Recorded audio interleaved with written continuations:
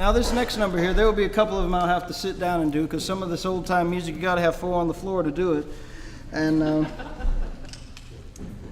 going to play an instrument that I had the great fortune of learning when I was out at the Mount Airy Fiddlers Convention several years back. I was playing a show with the group I helped to found, the Carolina Chocolate Drops, and thank you. And we were doing a CD release show for our very first show, and there was a woman in the audience that came up to me and gave me a set of bones. Now this is one that you can, if I move too fast on this one, you can actually find it on the little touch table as well, you know. I mean, as fancy as it is, I'm sure you can slow it down and catch all the movements there. But she told me that I need to learn the bones because they were part of the tradition, and she saw the way that I played the guitar, and strumming very well, you know, and and she thought that it would be a good thing for me to learn the bones. So basically, well, I'll show you first. I got one set of wood ones here, and I got one set of shin bones here.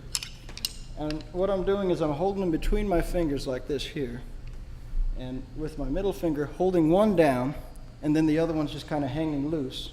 So when I move my wrist, I get a click that way, and then if I go that way, I get a little click that way. So you can do a little something like that, and if you get sloppy with it, you can do a little something like that.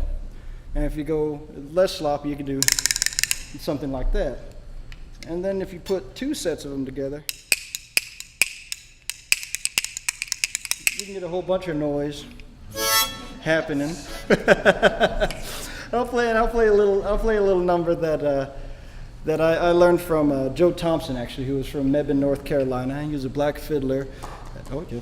And fans of Joe Thompson there, and he really helped change my life in a very fundamental way. When I first moved out to North Carolina, that was one of the reasons I went to learn Joe's music. And so Rena and Justin and I, we'd go down to Joe's house every Thursday, and we would learn a lot of Joe's numbers. We'd, play for about 2 hours or something like that. And, we were in this, I guess it would be in like the sitting room, and Joe had this gigantic Bible in the middle of the sitting room. It was always kind of funny trying to play in it, because it's only a room about the size of this stage here, and this big Bible, he had the extra large edition, and so it covered about 30% of the room, and we always would have to try to stuff these chairs in there so we could try to sit in as much of a circle as we could. But it was always just a wonderful thing. And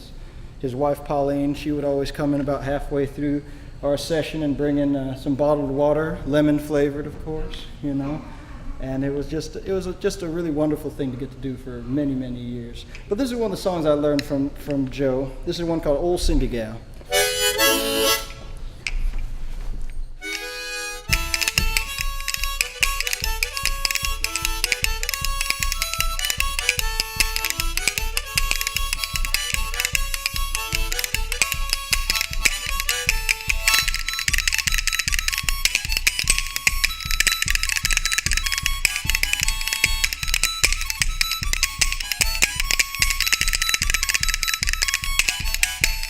Oh, Cindy gal, oh, Cindy gal, oh, Cindy gal, where'd you stay last night?